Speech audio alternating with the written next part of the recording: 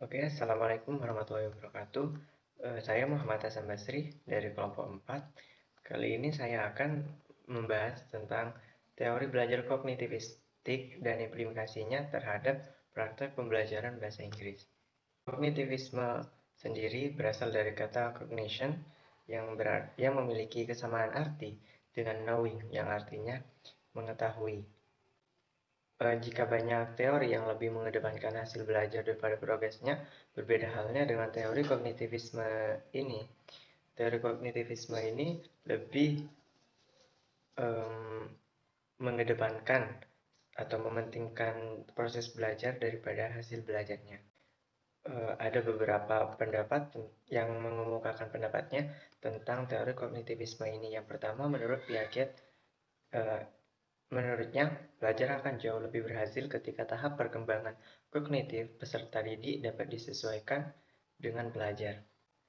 Yang artinya, peserta didik itu akan bisa lebih berhasil jika dia bisa belajar sesuai dengan kemampuannya dia sendiri. Dan ya, peserta didik akan jauh lebih terlatih dalam berpikir, dalam fisiknya maupun pengetahuannya. Peserta didik ini dapat melakukan hal seperti objek fisik yang dijadikan eksperimen. Tentunya hal itu akan mempengaruhi pengetahuannya juga. Yang kedua, menurut Jerome Burner. Menurut Jerome Burner, perkembangan kognitif manusia selalu terkait dengan budaya. Menurut Burner, lingkungan kebudayaan dan yang paling utama tuh adalah bahasa. Bahasa yang sering digunakan sehari-hari, ataupun bahasa yang mereka ketahui itu sangat berpengaruh bagi perkembangan kognitif mereka sendiri. Jerome Burner mengatakan bahwasanya menunggu anak mencapai tahap perkembangan tertentu merupakan sebuah ketidakperluan dalam hal kognitivisme ini. Dalam mengajarkan suatu hal juga tidak perlu untuk menunggu anak mencapai tahap perkembangan tertentu. Karena hal yang terpenting menurut Jerome Burner adalah adanya bahan ajar yang harus sudah ditata dengan baik agar yang diajar itu bisa menangkap secara baik juga. Yang ketiga, menurut Ausubel. Menurut Ausubel, proses belajar akan terjadi apabila siswa bisa ataupun mampu memetabolisme semua pengetahuan yang sudah dimilikinya dengan sebuah pengetahuan yang baru. Nah, maksudnya di sini adalah kalau misal ya kita sudah tahu apa itu belajar. Nah, dengan menurut Ausubel ini apa itu belajar dapat kita kembangkan lagi gitu loh. Kita dapat mencari sesuatu yang baru lagi dan bisa menggabungkannya dengan yang lama. Itu menurut Ausubel yang akan terjadi sebuah proses belajar. Dan Ausubel mengatakan bahwasanya siswa akan bisa belajar secara baik apabila isi yang mereka pelajari atau isi pelajaran yang akan mereka dapatkan diajarkan secara didefinisikan atau dipresentasikan seperti itu. Tentunya dengan secara baik dan juga tepat kepada siswa. Menurut Ausubel, hal ini dikatakan sebagai advanced organizer. Dan yang terakhir, menurut Robert M. Gage, belajar merupakan sebuah proses ketika otak manusia mengolah informasi. Ya, kalau menurut si Robert ini, kalau kita dapat mengolah sesuatu di dalam pikiran kita, itu berarti sudah termasuk belajar. Teori kognitif yang berasal dari psikolog adalah teori MGAG, yakni teori pemrosesan informasi. Ada beberapa pemrosesan informasi yang terjadi, yaitu yang pertama alat indera atau reseptor, yang kedua pengumpulan kesan sensoris, yang ketiga memori jangka pendek, yang keempat memori jangka panjang, yang kelima pencipta respon. Yang pertama alat indera atau reseptor. Alat indera atau reseptor adalah salah satu organ manusia yang dapat menerima rangsangan maupun dari luar, dari lingkungan, dan dapat mengubahnya menjadi sebuah rangsangan neural, lalu memberikan simbol informasi dan diteruskan. Yang kedua, pengumpulan kesan sensoris atau sensory register. Sensory register letaknya ada di saraf pusat dan fungsinya untuk menampung kesan sensoris dan juga mengadakan sebuah seleksi yang akhirnya terbentuk kebulatan perseptual. Yang ketiga adalah memori jangka pendek atau short memory. Yang ketiga merupakan memori jangka pendek atau short term memory. Hal ini merupakan tempat untuk menampung hasil dari perseptual yang telah dilakukan, yang telah diolah, kemudian memori jangka pendek ini menyimpannya. Yang keempat, memori jangka panjang atau long term memory merupakan tempat untuk menampung hasil yang telah diolah yang berada di memori jangka pendek, lalu kemudian memori jangka panjang ini menyimpannya dalam waktu yang panjang dan bisa dipakai kapan saja. Yang kelima, response generator atau pencipta respon adalah tempat yang digunakan untuk menampung semua informasi yang telah tersimpan di memori jangka panjang, lalu mengubahnya menjadi suatu reaksi jawaban.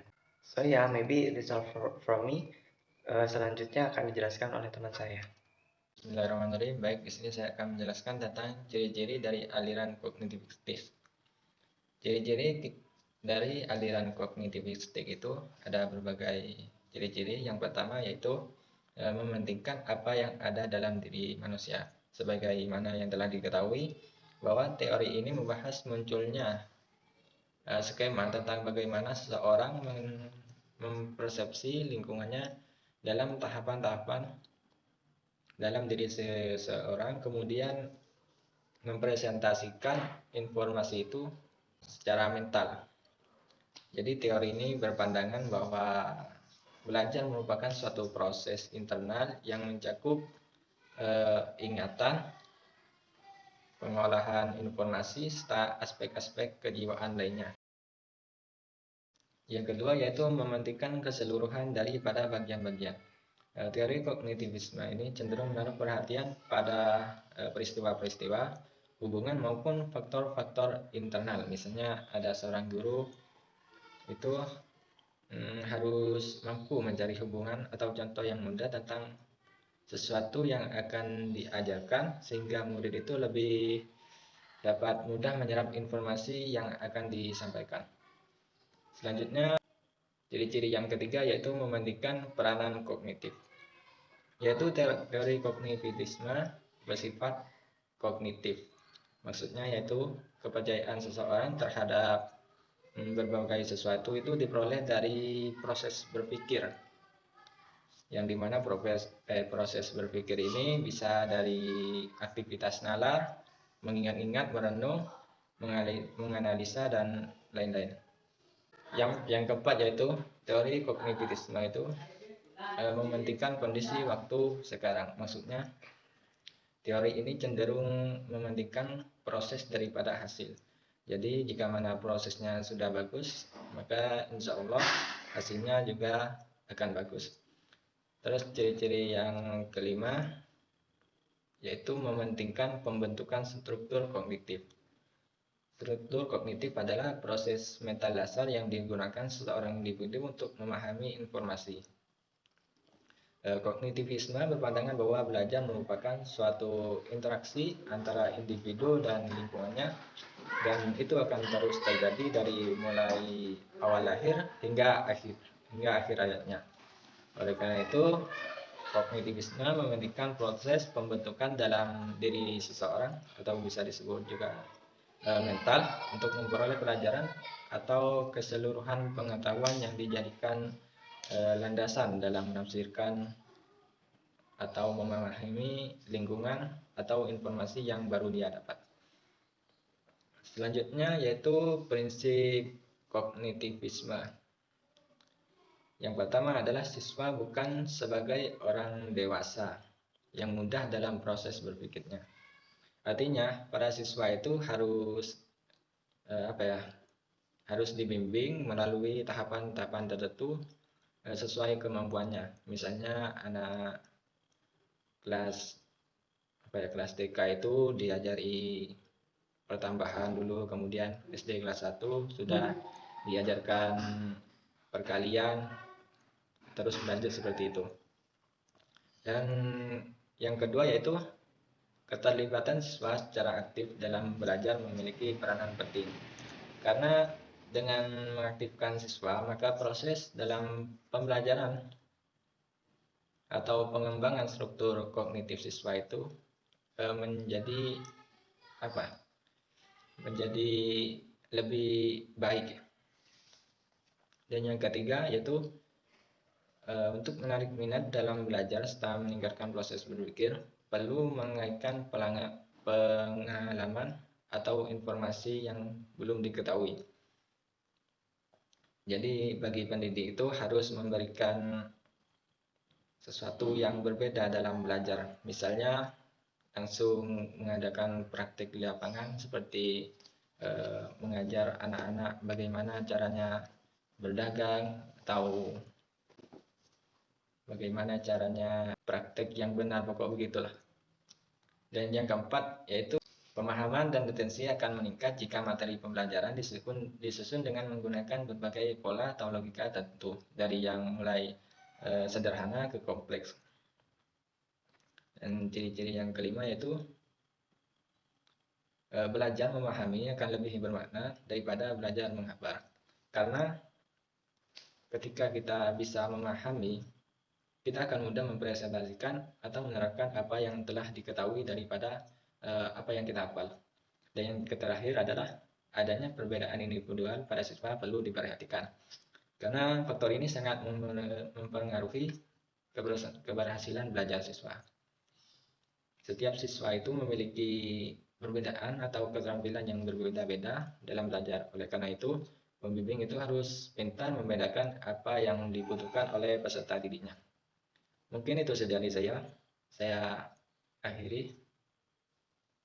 Bisa dilanjutkan oleh teman saya.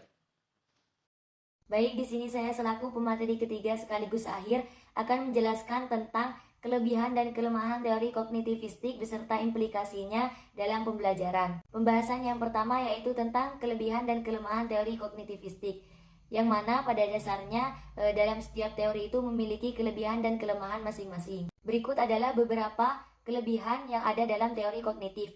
Yang pertama yaitu meningkatkan kreativitas dan sifat mandiri yang lebih pada siswa, membantu siswa dalam memahami materi pembelajaran lebih mudah.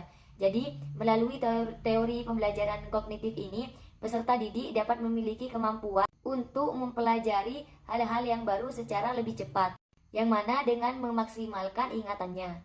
Kelebihan yang kedua yaitu teori kognitif ini dapat meningkatkan kemampuan siswa untuk memecahkan masalah atau problem solving. Jadi, mengacu kepada poin pertama yaitu meningkatkan kreativitas, yang mana kreativitas atau keterampilan tersebut akan mereka butuhkan untuk belajar secara efektif.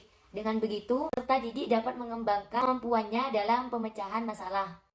Poin yang ketiga yaitu kurikulum pendidikan di negara Indonesia lebih menekankan terhadap teori kognitif yang mengutamakan pengembangan pengetahuan serta individu.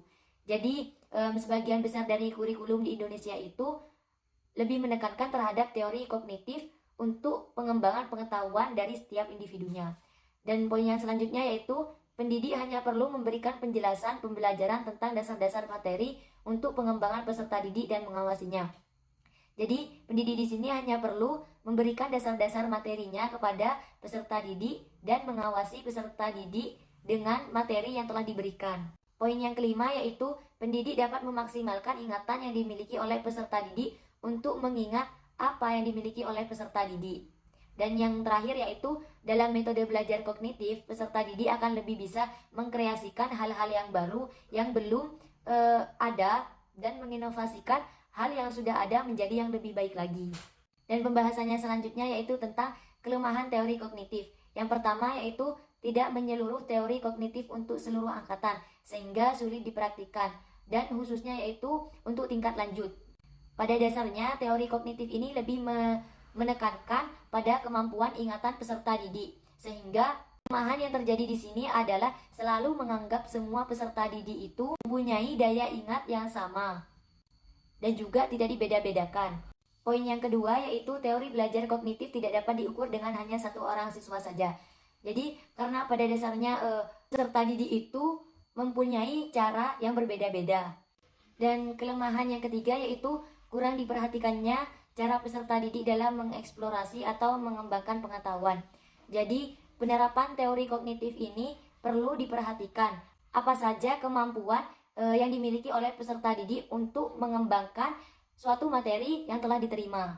Poin yang selanjutnya yaitu penggunaan teori kognitif yang hanya diterapkan dalam pengajaran akan menjadikan peserta didik tidak dapat mengerti sepenuhnya tentang materi yang diberikan. Jadi, kemungkinan besar peserta didik tidak akan mengerti sepenuhnya tentang materi yang telah diberikan hanya menggunakan teori pembelajaran kognitif saja, tetapi juga bisa menerapkan dari teori belajar lainnya. Dan poin yang terakhir yaitu sulitnya pendidik dalam sekolah kejuruan jika hanya menggunakan teori pembelajaran teori kognitif tanpa adanya penerapan pembelajaran lainnya. Jadi poin yang terakhir ini hampir sama dengan poin yang sebelumnya. Dan penjelasan yang terakhir yaitu tentang implikasi teori kognitif dalam pembelajarannya. Dalam implikasi teori pembelajaran ini dibagi menjadi 3 teori, yaitu teori perkembangan Piaget, teori kognitif Brunner, dan teori bermakna Ausubel. Yang pertama yaitu ada implikasi teori perkembangan kognitif Piaget. Dalam pembelajaran adalah bahasa dan cara berpikir anak berbeda dengan orang dewasa. Jadi oleh karena itu guru mengajar dengan menggunakan bahasa yang sesuai dengan cara berpikir anak. Dan juga memberikan peluang agar anak belajar sesuai tahap perkembangannya. Seperti contohnya di dalam kelas, anak-anak diberikan peluang untuk saling berbicara dan diskusi dengan teman-temannya. Yang kedua yaitu implikasi teori Brunner. Dalam proses pembelajaran yaitu menghadap anak pada suatu situasi yang membingungkan atau suatu masalah. Anak akan berusaha membandingkan realita di luar dirinya dengan model mental yang telah dimilikinya. Dan dengan pengalamannya anak akan mencoba menyesuaikan atau mengorganisasikan kembali struktur-struktur idenya dalam rangka untuk mencapai keseimbangan di dalam benaknya. Dan yang ketiga yaitu implikasi teori bermakna Ausubel adalah seorang pendidik. Mereka harus dapat memahami bagaimana cara belajar siswa yang baik, sebab mereka para peserta didik tidak akan dapat memahami bahasa bila mereka tidak mampu mencerna dari apa yang mereka dengar ataupun mereka tangkap. Sekian penjelasan dari saya. Terima kasih.